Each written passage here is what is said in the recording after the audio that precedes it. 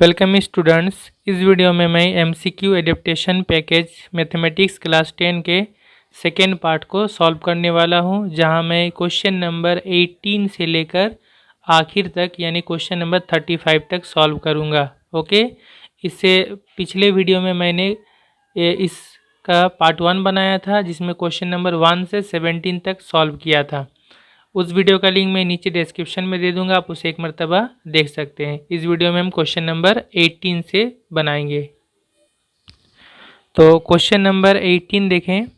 If 35 is missing from this data then what is the increment of median.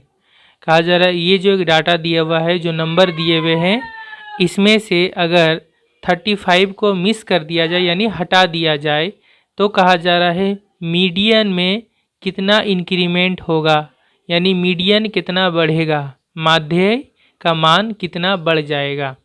ठीक है, तो सबसे पहले इसको सॉल्व करने के लिए हमें ये करना होगा कि जो डाटा दिया हुआ है पहले हम इसका मीडियन या माध्य निकालेंगे। उसके बाद हम इसमें से 35 को हटा देंगे और दोबारा से फिर हम इसका मीडियन या माध्य निकालेंगे और उसके बाद देखेंगे कि मीडियन पहले से कितना बढ़ा। तो स्टूडेंट इस डाटा का मीडियन कैसे निकालेंगे? मीडियन का तरीका क्या है कि सबसे पहले आप देखिए कितना नंबर है, 1 2 3 4 5 6 7 8, 8 नंबर है। 8 यानी ये इवन नंबर है, जोड़दार यानी जोड़ है। तो फिर क्या होगा, मीडियन में होगा बीच का, देखेंगे बीच का 2 वैल्यू आएगा। ठीक है, यहाँ से आप देखेंगे 36 आएगा और 37 आएगा, हमें बीच बीच वाला लेना पड़ेगा। ठीक है, इस तरफ 3 हो गया और इस तरफ 3 हो गया, बीच का हमें ये 2 लेना पड़ेगा। इन दोनों को जोड़कर 2 से डिवाइड करेंगे तो मीडियन आएगा। तो 36 प्लस 37 बाई 2। ठीक है, 2 नंबर का बोल लेते हैं जब ऐसा जोड़दार होता है, तभी बीच का 2 वैल्यू के लिए 2 नंबर लिया जाता है। ठीक है, तब इस तरफ बराबर हो गया 3 नंबर और इसके बाद 3 नंबर। ठीक है, तो ये बीच बीच में ये दोनों आ गया, तो इसका मीडियन होगा 36 प्लस 37। इसको ऐड कर लेंगे, कितना हो गया 7 6 13, मेरा 1 3 3 6 और 1 7, 73/2। इसको 2 से डिवाइड करिएगा तो ये आएगा 36.5। ये हो गया मीडियन इनका। उसके बाद अब हम क्या करेंगे, इसमें से 35 को अगर हम माइनस कर देंगे तो फिर हमारा जो डाटा बनेगा 30 34 36 37 38 39 40। ठीक है, एक्सक्लूडिंग या मिसिंग 35, यानी 35 को मिस करके हटाकर ये डाटा गया। तो न्यू मीडियन अब निकालना पड़ेगा। न्यू मीडियन, नया माध्य क्या होगा। अब देखिए 7 नंबर हो गया, जब 7 नंबर यानी ऑड, बेजोड़, तो बेजोड़ होने से मीडियन में जो होता है वो बीच वाला नंबर होता है। ठीक है, तो बीच में कौन है यहाँ पे 37 है, इस तरफ 3 नंबर इस तरफ 3 नंबर, तो ये बीच में हो गया।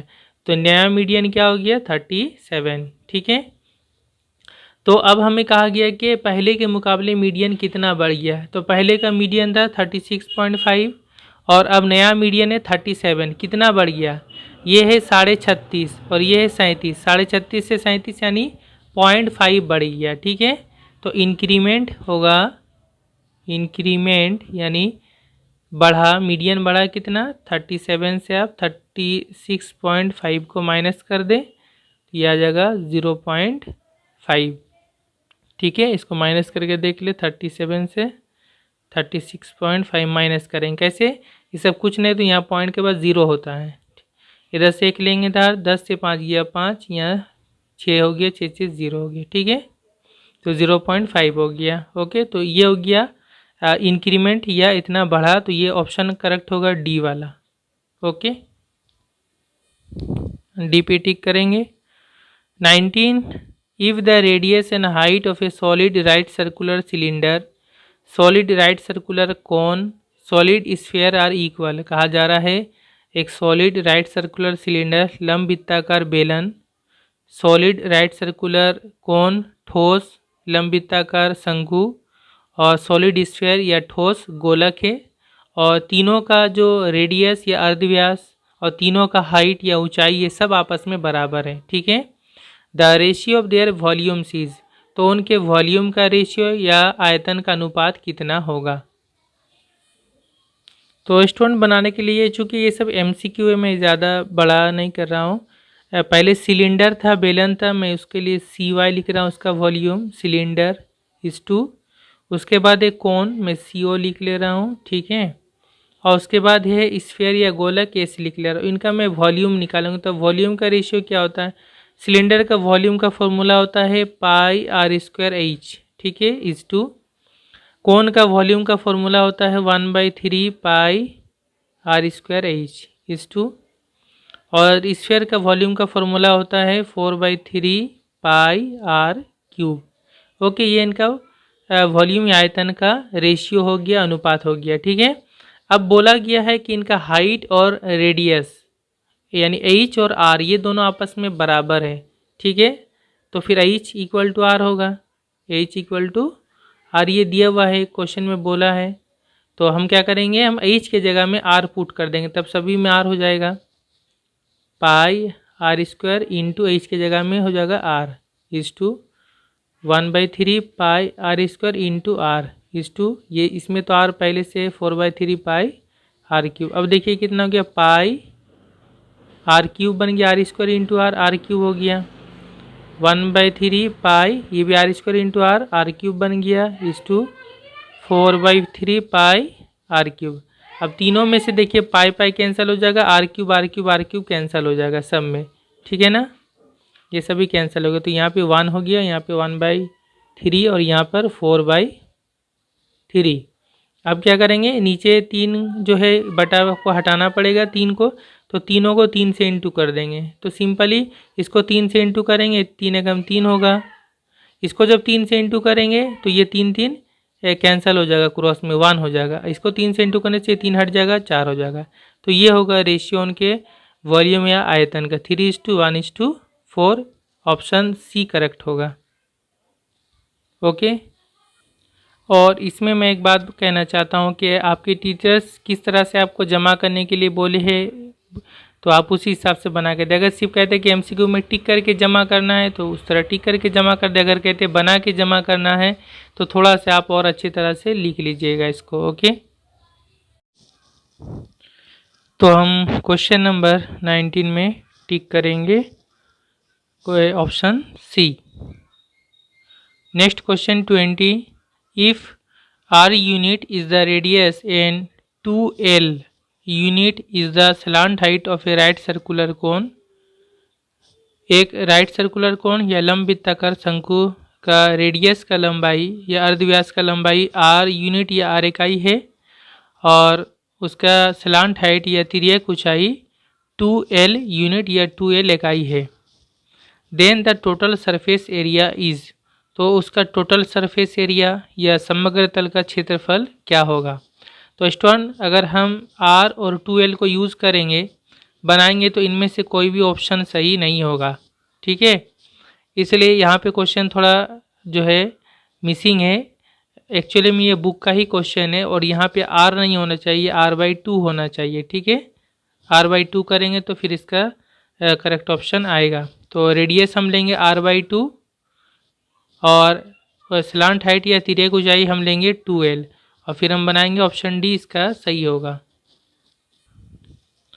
Total surface area of the cone, cone या शंकु का टोटल सरफेस एरिया समग्र तल का क्षेत्रफल क्या फॉर्मूला है, πRL प्लस πR²।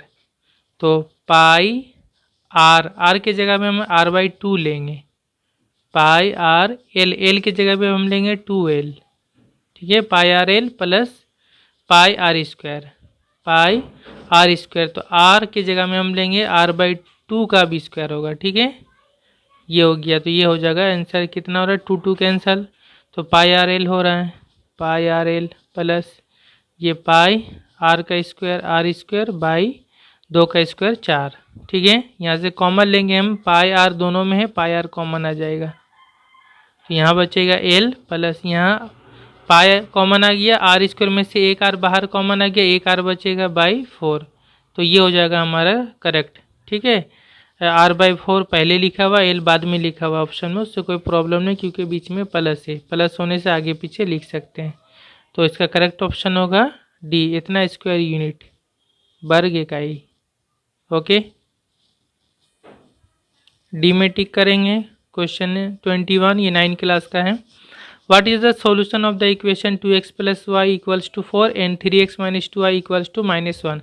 इन दोनों इक्वेशन का सॉल्यूशन या समाधान निकालने के लिए बोला गया। बिल्कुल इजीली जैसे सॉल्व करते हैं उससे सॉल्व करेंगे। तो स्टूडेंट ये दोनों इक्वेशन है, देखिए y को हम यहाँ बराबर कर लेते हैं क्योंकि यहाँ प्लस माइनस है, यहाँ 2y है, यहाँ पे y, तो इसको 2 से इंटू कर दे और इसको 1 से, तो 2 से इंटू करेंगे यहाँ 2y हो जाएगा, इसको 1 से इंटू करेंगे उतना ही होगा। तो 2 से जब इंटू करेंगे 2 दूना 4, 4x + 2y = 2 चौके 8, और ये उसी तरह रहेगा, 1 से इंटू करेंगे 3x - 2y = -1।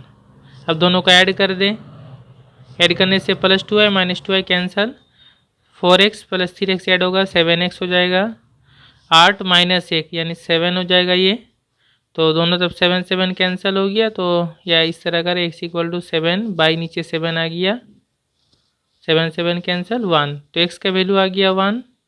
अब x का वैल्यू 1 या 2 में पुट कर देंगे तो y का वैल्यू आ जाएगा। ठीक है, चलो यहीं पुट कर लेते हैं, पुट x = 1 इन पहला इक्वेशन में 2x + y = 4, यहाँ पे x = 1 पुट कर दे, 2 × 1 + y = 4, और 2 × 1 2 + y = 4, और y = 2 इधर आ जाएगा, 4 - 2, 4 से 2 गया 2, तो y का वैल्यू आ गया 2। ठीक है, x = 1 y = 2, तो इसका जो करेक्ट ऑप्शन होगा वो हो जाएगा सी। ठीक है, सी इसका करेक्ट ऑप्शन होगा, सी में टिक करें। Question 22, what ratio is the segment joining the points 4, 3 and 5, -4 divided by x axis? कहा जा रहा ये दो पॉइंट को ज्वाइन करके जो सेगमेंट होगा यानी रेखाखंड या लाइन सेगमेंट होगा वो x एक्सिस या x अक्ष के जरिया किस रेशियो में या किस अनुपात में डिवाइड होगा।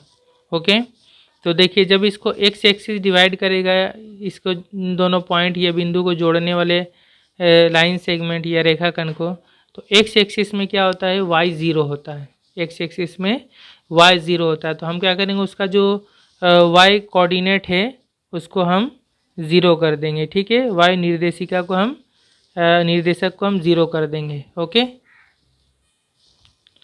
तो इसको हम मान लेते हैं ये दोनों पॉइंट है और इसको जोड़ने वाला लाइन या रेखाखंड ये है, ये दोनों m/n के रेशियो या अनुपात में डिवाइड हुआ, हमें m/n निकालना है।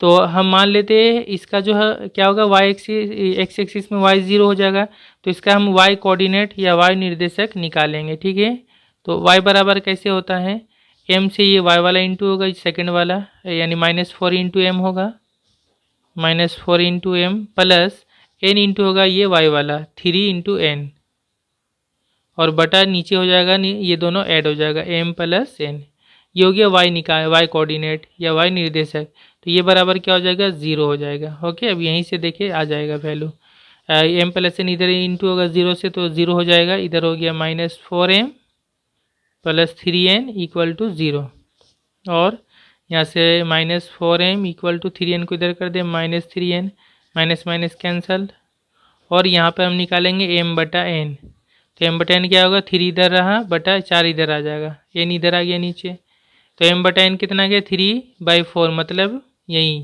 m/n, m/n का मतलब ही हुआ m/n, और ये हो जाएगा 3:4। तो जो रेशियो होगा अनुपात वो होगा बी, करेक्ट आंसर होगा। ओके, बी में टिक करेंगे। Question 23, the equation whose roots are 3 and -1/3 is, कहा जा रहा 3 और -1/3 ये दोनों जिस इक्वेशन या जिस समीकरण का रूट या मूल है वो इक्वेशन क्या होगा। ठीक है, तो इसका बिल्कुल सिंपल तरीका ये है कि ये 3 और -1/3 दोनों रूट या मूल है, तो हम करेंगे x - 3 और x - -1/3, उन दोनों फैक्टर को हम आपस में इंटू कर देंगे। ओके, वही हो जाएगा और इक्वल टू 0 लिखेंगे, वो आ जाएगा इक्वेशन। या फिर स्टूडेंट हम ऐसे भी बना सकते हैं, 3 को अल्फ़ा मान लिए, बीटा को और -1/3 को बीटा मान लिए, तो इक्वेशन का फॉर्मूला होता है ये, ठीक है, जो बुक में है। तो ये किस तरह होगा, x minus alpha plus beta को ऐड करेंगे तो यहाँ पे हो जाएगा 3 और यहाँ प्लस होगा और फिर -1/3 होगा, तो प्लस माइनस माइनस ही हो जाएगा 1/3x प्लस अल्फ़ा बीटा यहाँ इंटू होगा तो अल्फ़ा 3 इंटू -1/3 इक्वल टू 0 और x माइनस ये कितना हो जाएगा, 3 तिया 9 माइनस 1 8 हो जाएगा 8/3x प्लस, अच्छा ये प्लस माइनस माइनस होगा, 3 कैंसिल हो जाएगा, 1 हो गया इक्वल टू 0। और अब ये 3 नीचे, इसको एलसीएम जब हम ले लेंगे तो अच्छा सॉरी ये x² होगा, ये जब एलसीएम ले लेंगे तो ये हो जाएगा 3x² minus 8x minus 3 by नीचे 3 होगा इक्वल टू 0 और 3x² माइनस 8x माइनस से 3 इधर इंटू हो जाएगा, 0 से 0 हो जाएगा, ठीक है। 3 को जब एलसीएम लेंगे 3 होगा, 3 इससे इंटू हो जाएगा, यहाँ ये 8x हो जाएगा, यहाँ -3 हो जाएगा, 3 1 से इंटू होगा, ओके, और फिर 3 इधर 0 से इंटू होगा, ये हो जाएगा इक्वेशन। तो इसका करेक्ट ऑप्शन होगा A, okay. 24 the volume of the largest solid cone that can be cut off from a solid hemisphere with radius r unit will be. कहा जा रहा है एक सॉलिड हेमिस्फीयर या ठोस अर्धगोलक से जो सबसे बड़ा सबसे बृहत्तम वॉल्यूम का या आयतन का एक कोन या शंकु काट के निकाला जा सकता है, उसका वो क्या होगा, उसका वॉल्यूम क्या होगा, आयतन क्या होगा, ठीक है। और हेमिस्फीयर का रेडियस या अर्धव्यास r है, ठीक है। तो स्टूडेंट जो अर्धगोलक है यस है सॉलिड हेमिस्फीयर वो इस तरह है, इसके अंदर जो सबसे बड़ा कोन या शंकु निकाला जा सकता है वो ये है कि जो इस तरह आप देख रहे हैं यहाँ पे, उस वक्त क्या होगा, इस कोन का जो हाइट होगा, ऊंचाई होगा, वो क्या होगा, ठीक इसके रेडियस के साथ बराबर हो जाएगा, ठीक है, क्योंकि आप जानते हैं ये सेंटर है, केंद्र है, तो यहाँ से यहाँ तक ये रेडियस ही होगा और ये भी रेडियस है, ठीक है। तो क्या हो गया एक्चुअली में कि इस कोन का हाइट रेडियस के साथ बराबर हो जाएगा, ठीक है। तो फिर हमें इस कोन का वॉल्यूम या आयतन पता करना है, तो वॉल्यूम हो जाएगा वॉल्यूम ऑफ द लार्जेस्ट कोन, सबसे बड़े या बृहत्तम कोन का वॉल्यूम क्या हो जाएगा, वॉल्यूम का फॉर्मूला क्या होता है कोन का, शंकु का 1/3 पाई r² इंटू h होता है, तो h के जगह में यहाँ पे r हो जाएगा, ठीक है। तो ये कितना हो गया अल्टीमेटली 1/3 पाई r² इंटू r यानी r³, इतना क्यूबिक यूनिट होगा, ठीक है, घन इकाई। तो इसका जो करेक्ट ऑप्शन होगा वो होगा डी, ठीक है। एक्चुअली में ये पाई r के ऊपर 1 इंटू कर देंगे तो पाई r³/3 हो जाएगा, जो ऑप्शन में दिया हुआ है, ओके। तो डी इसका करेक्ट ऑप्शन होगा, डी में टिक करें। Question 25 A palm tree stands on the bank of a river, एक नदी के एक किनारा पर, बैंक यानी किनारे पर एक पाम का दरख्त है, पाम का पेड़ है।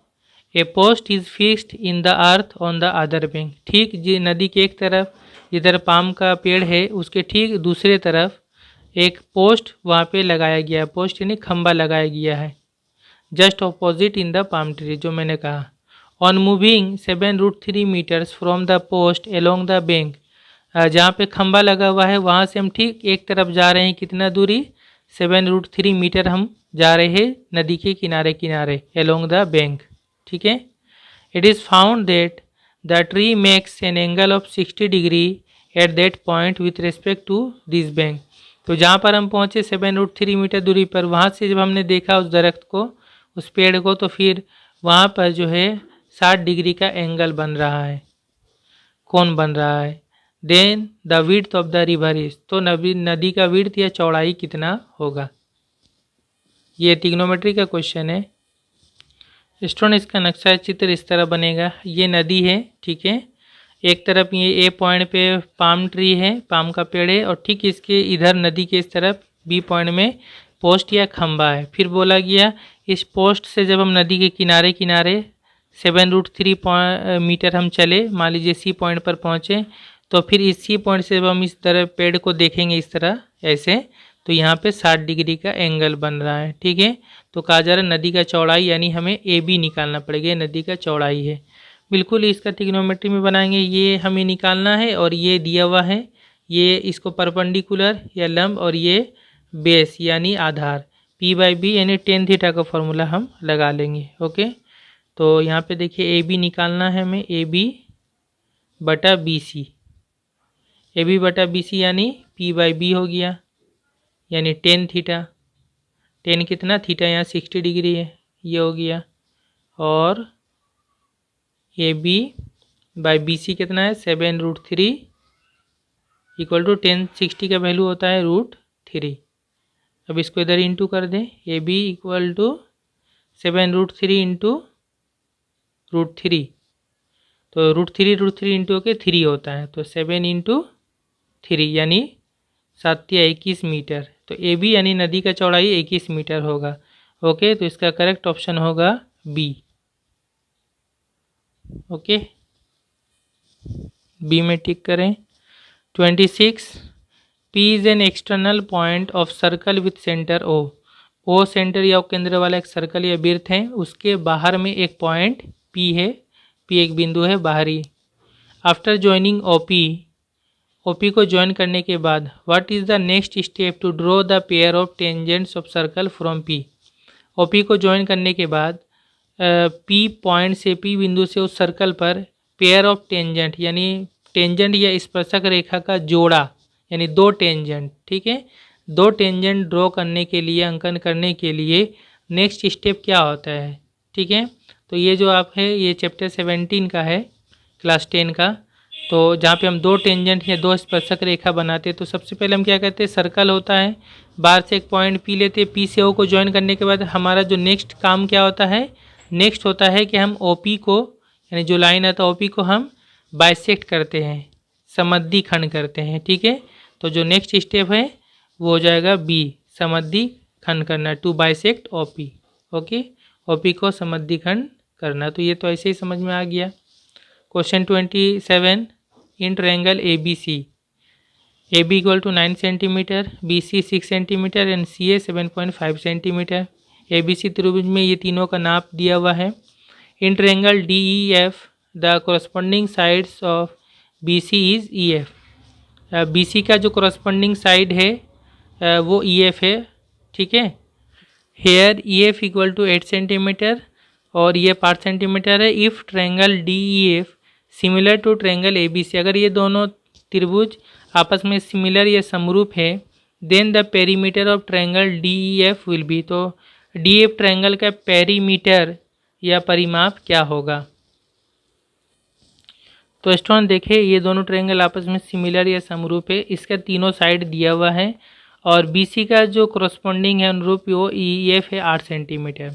एक फार्मूला है जो आप चैप्टर 18 में आप देखेंगे, एक थ्योरम है, प्रमेय है, उसमें प्रूव है किया हुआ, ये प्रमाण किया हुआ है कि जब 2 ट्रायंगल आपस में सिमिलर होते हैं, समरूप होते हैं, तो उनके पेरीमीटर का जो बटा होता है, यानी रेशियो या परिमाप का जो अनुपात होता है, वो उनके साइड के रेशियो या साइड के अनुपात के बराबर होता है। तो मैंने वही चीज़ लिखा, perimeter of triangle ABC by perimeter of triangle DF, इन दोनों का इनके साइड के रेशियो के साथ बराबर। अगर हम साइड कौन सा ले, कोई भी हम ले सकते हैं। तो जैसा क्वेश्चन में बोला BC का जो है कोरस्पॉन्डिंग EF है, तो हम वो ले लेंगे, इसका BC बटा इसका EF लेंगे। ओके, तो यहाँ से वैल्यू पुट करेंगे हम।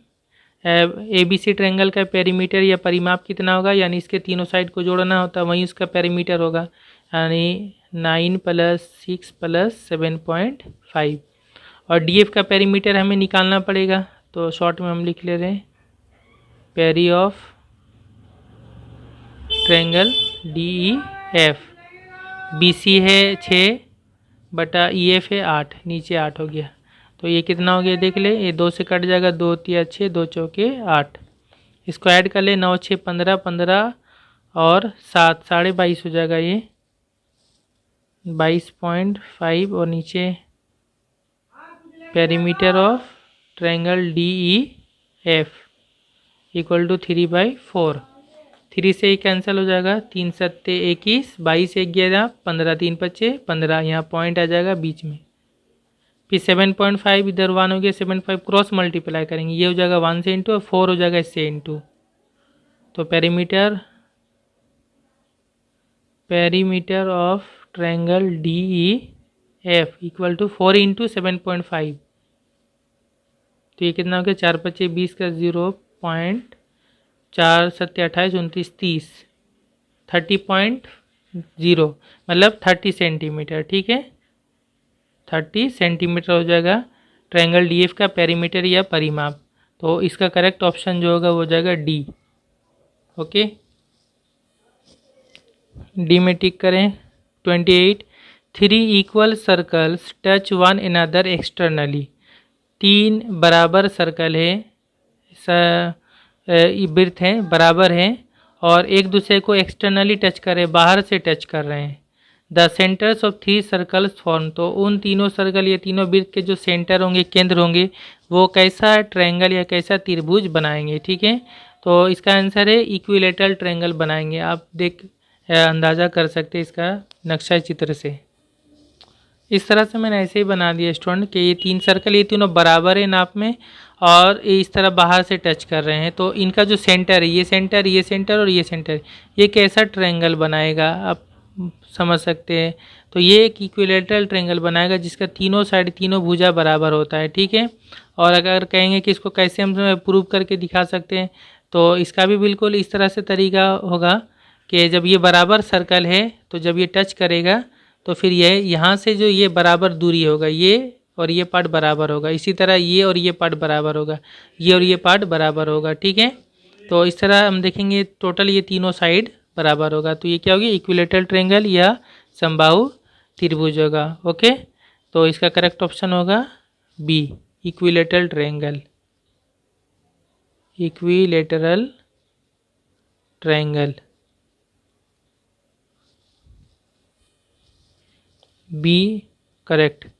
29 if two roots of the equation these are equal then, इस इक्वेशन समीकरण के जो दो रूट है, दो मूल है, वो आपस में इक्वल है, बराबर है, तो इनमें से कौन सा होगा। ठीक है, तो जब दो रूट या दो मूल बराबर होते हैं तो क्या होता है, b² - 4ac इक्वल टू 0 होता है। जो डिस्क्रिमिनेंट, उसमें वैल्यू पुट करके देखेंगे कौन सा होता है। तो स्टूडेंट इस इक्वेशन का समीकरण का b² - 4ac इक्वल टू 0 होगा। b मतलब x के साथ जो ये b हो गया यानी 2mc, b के जगह में हो जाएगा 2mc इसका स्क्वायर माइनस 4a मतलब क्या होगा, x स्क्वायर के साथ जो है ये a होता है 1 + m²,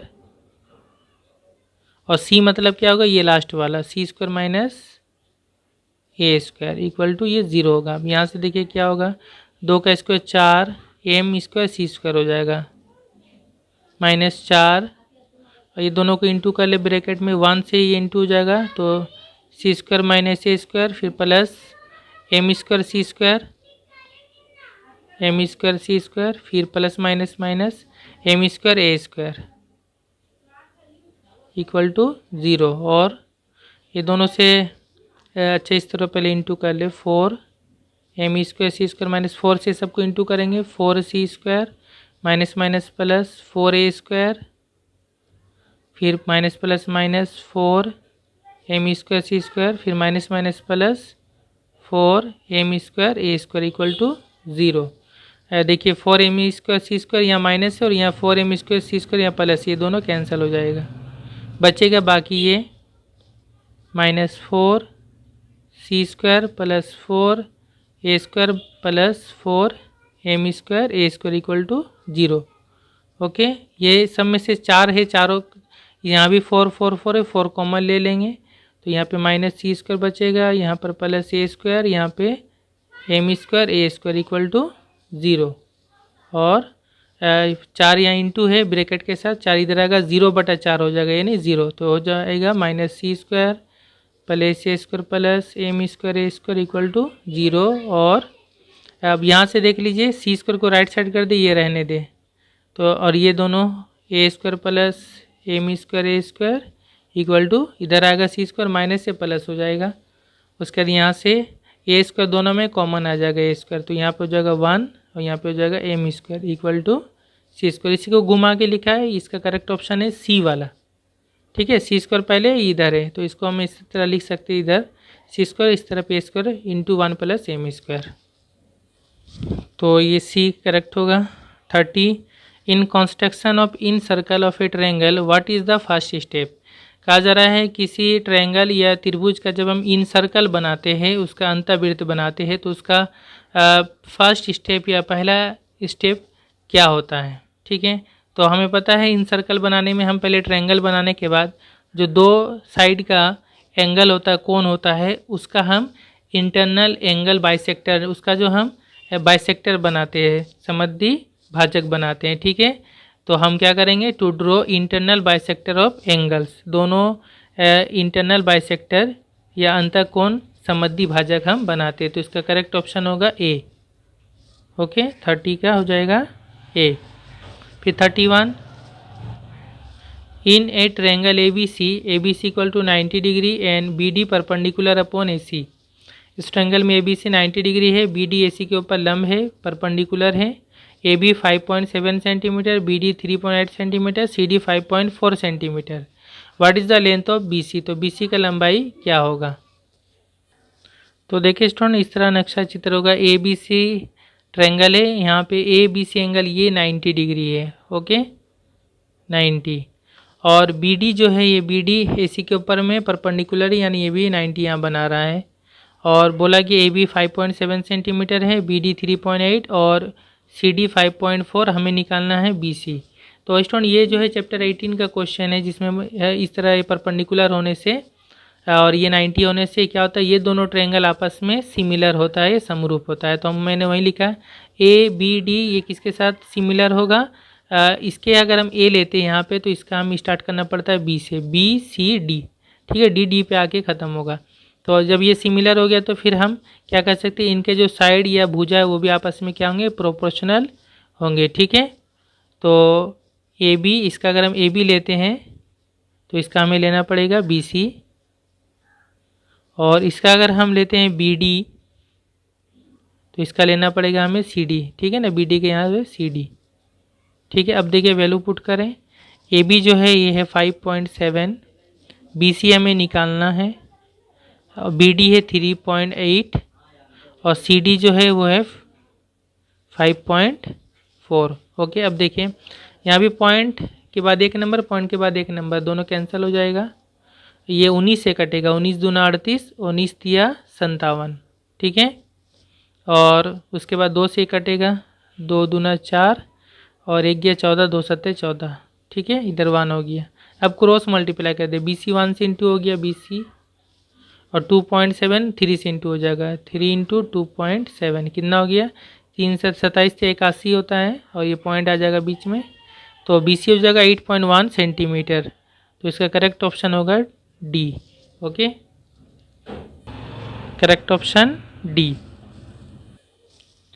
32 इस डाटा का इस टेबल का हमें निकालना, what is the arithmetic mean, इसका अरिथमेटिक मीन या माध्य क्या होगा। ठीक है, अच्छा मैंने शुरू में जो क्वेश्चन 18 बनाया था उसमें मैंने मीडियन को माध्य बोल दिया, तो माध्य का होगा। ठीक है, तो इसका अरिथमेटिक मीन या माध्य निकालना कैसे निकालते हैं, ये वेरिएबल है, उसका फ्रीक्वेंसी है, तो तरीका इसका है, फॉर्मूला क्या होता है, summation F I X I बटा समेशन एफ आई, यानी ये वेरिएबल और ये फ्रीक्वेंसी को इंटू करेंगे, 5 into 7, 12 into 6, 16 into 8, 20 into 4, 23 into 5, ये सबको ऊपर में जोड़ेंगे, इंटू करने के बाद जोड़ेंगे, और नीचे में फ्रीक्वेंसी होता है समेशन एफ आई, यानी इन सब को ऐड कर लेंगे, उसको डिवाइड करेंगे जो आएगा। तो ये हो गया अरिथमेटिक मीन का formula, summation F I X I बटा समेशन एफ आई। ये सब करना है 5 इंटू 7, इस तरह से हमें करना पड़ेगा। तो ये कितना हो जा रहा है, 5 सत्ते 35 प्लस 12 छक 72 प्लस 16 इंटू 8 ये हो जाएगा 128, 20 इंटू 4 80 और 23 इंटू 5 115 बटा नीचे में सबको ऐड करके देखिएगा 30 होगा, ऊपर में सब ऐड करेंगे तो ये हो जाएगा 430 बटा 30, तो ये 0 0 कैंसिल, 43/3, इसका करेक्ट ऑप्शन ए होगा। ओके, ए में टिक करें। 33 X square minus 1 is a factor of the polynomial these then, इस पॉलिनोमियल या इस बहुपद का एक्स स्क्वायर माइनस 1 एक फैक्टर है, ठीक है, यानी गुणनखंड है। तो कहा जा रहा है इनमें से कौन सही होगा। देखिए जब फैक्टर होता है तो इसको हम तोड़ेंगे तो ये आएगा एक्चुअली में ए स्क्वायर माइनस बी स्क्वायर के फॉर्मूला में, और वहाँ से हम देखेंगे कि इसमें दो वैल्यू आएगा, एक -1 आएगा, एक +1 आएगा। तो ये -1 और +1 जो है वो इसमें सेटिस्फाई होगा, यानी इसमें जब हम डालेंगे वो ये उसका 0 होगा, ठीक है, शून्यांक होगा। तो जब डालेंगे तो इक्वल टू 0 होगा। तो इसको पहले हम तोड़ लें, ये हो जाएगा एक्स स्क्वायर, ये 1 है, 1 का स्क्वायर हो जाएगा। ए स्क्वायर माइनस बी स्क्वायर मतलब ए प्लस बी इंटू ए माइनस बी, ठीक है। तो ये जो +1 यानी 1 और ये जो -1 है ये -1, ये दोनों जो होता है इसका क्या बन जाएगा, 0 बन जाएगा। ये दोनों इसका शून्यांक बनेगा, ये क्लास 9 में आप जानते होंगे। तो अब हम क्या करेंगे, हम यहाँ पर अगर 1 पुट कर देंगे एक्स के जगह में तो भी ये 0 होगा, और -1 पुट करेंगे तो भी ये 0 होगा, क्योंकि ये 0 होता है इसका शून्यांक, मतलब ये कि ये वैल्यू अगर हम यहाँ पुट करेंगे तो ये टोटल चीज़ 0 हो जाएगा। तो हम इनमें से कोई भी एक वैल्यू पुट कर दे, तो हम यहाँ पे -1 पुट करेंगे ताकि उसका सही ऑप्शन आ सके। तो एफ ऑफ -1 इक्वल टू क्या हो जाएगा, 0 हो जाएगा। मतलब ये एक्स के जगह में -1 पुट कर देंगे तो 0 आ जाएगा। तो ए इंटू एक्स के जगह -1 इसका पावर 4, फिर प्लस बी इंटू -1 का पावर 3, प्लस सी इंटू -1 का पावर 2, फिर प्लस डी इंटू -1 प्लस ई, ये इक्वल टू 0 हो जाएगा, ठीक है। ए -1 का पावर जब 4 होता है यानी इवन होता है ऐसा जोड़दार नंबर, तो फिर ये प्लस बन जाता है। तो ये हो गया +1 यानी ए हो जाएगा ओनली। फिर -1 का पावर जब ऑड होता है 3 होगा 5 होगा तो फिर ये माइनस ही आएगा घूमकर, तो -1 हो जाएगा यानी माइनस प्लस माइनस बी हो जाएगा। फिर ये हो जाएगा -1 का पावर स्क्वायर है यानी ये प्लस बन जाएगा तो प्लस सी, और ये डी इंटू -1 ये minus D plus E equal to 0 होगा। यहाँ से देखिए क्या आ रहा है, जो माइनस है इनको राइट साइड में कर दें तो ए प्लस सी होगा, A plus C equal to minus B इधर आ गया, प्लस बी इधर आ गया, प्लस डी। तो ये हो जाएगा इसका सही, यानी ऑप्शन ए करेक्ट होगा। ओके, ऑप्शन ए पे टिक करें। 34 A point lies on the line segment A B and A P equal to P B. एक लाइन सेगमेंट या रेखाखंड ए बी है, उसके बीच में एक पॉइंट है पी, ए पॉइंट पी होगा, यहाँ पे पी है उसके ठीक बीच में, इस तरह से कि ए पी और पी बी आपस में बराबर है। मतलब ये कि पी जो है बीचों बीच में है। The coordinate of A and B are 3, -4 and -5, 2। A और बी का जो कोऑर्डिनेट है या निर्देशांक है वो ए इतना है, ये दोनों है, ये ए का ये बी का। Then coordinate of P will be, तो पी का कोऑर्डिनेट या पी का निर्देशांक क्या होगा। तो ये हो गया उसका लाइन सेगमेंट रेखाखंड ए और बी है, पी बीचों बीच में है। अब जैसा बोला A P equal to P B, यानी पी जो है ये मिड पॉइंट हो जाएगा, ये बराबर है दोनों, तो ये मिड पॉइंट हो गया, ठीक है। तो फिर ये जो रेशियो में बटेगा अनुपात में हो जाएगा 1:1, 1:1। जब भी मिड पॉइंट होता है तो ये 1:1 होता है, ठीक है, मध्य बिंदु। तो पी का कोऑर्डिनेट क्या होगा, पी का हो जाता है 1 इंटू ये, जस्ट इसका सिंपल फार्मूला, ये दोनों एक्स वाला ऐड करेंगे और बाई 2 करेंगे, 3 और प्लस देकर फिर -5 होगा तो -5 भी होगा, बाई नीचे क्या करना होता है 2 करना होता है, 1 + 1 2। और वाई क्या होगा इसका, वाई भी इसी तरह -4 और 2 को ऐड करेंगे, -4 और +2 बाई 2 करना पड़ेगा, क्योंकि मिडिल पॉइंट का यही फॉर्मूला होता है मध्य बिंदु का। तो ये पी का कोऑर्डिनेट हो जाएगा कितना, -5 और +3 है तो -2 होगा, 5 से 3 गया 2 और 5 बड़ा इसलिए माइनस, और नीचे 2 होगा। फिर -4 + 2 है तो ये भी माइनस होगा, 4 से 2 गया 2 और 4 बड़ा इसलिए -/2। इसको काट दे 1 हो जाएगा, इसको काट दे 1 हो जाएगा। तो P कितना आ गया, -1, -1। तो P का जो कोऑर्डिनेट होगा -1, 1 होगा, तो D करेक्ट ऑप्शन होगा। ओके, डी में टिक करें।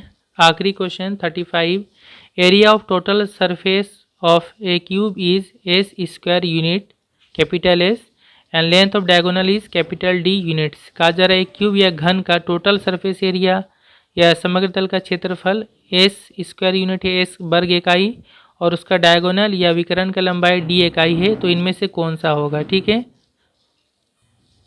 तो हम मान लेंगे let side equal to a unit, उसका एक भुजा ए इकाई है, तो फिर टोटल सरफेस एरिया का फॉर्मूला क्या होता है 6a² होता है। ठीक है, इतना स्क्वायर यूनिट, और जो डायगोनल का फॉर्मूला होता है √3a होता है। ठीक है, विकर्ण का लंबाई। अब इन दोनों में रिलेशन कैसे निकालेंगे, यहाँ से a निकाल लें और इसको यहाँ पुट कर दे, तो ये मतलब कितना हो जाएगा d/√3 इक्वल टू हो जाएगा a, √3 इधर इंटू इधर आएगा डिवाइड हो जाएगा।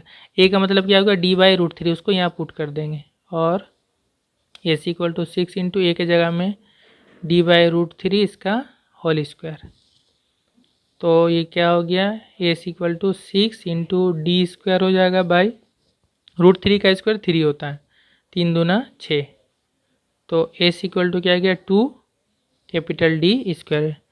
ठीक है, इसी को घुमा के लिखा हुआ है 2d² इक्वल टू s, इसका करेक्ट ऑप्शन होगा a।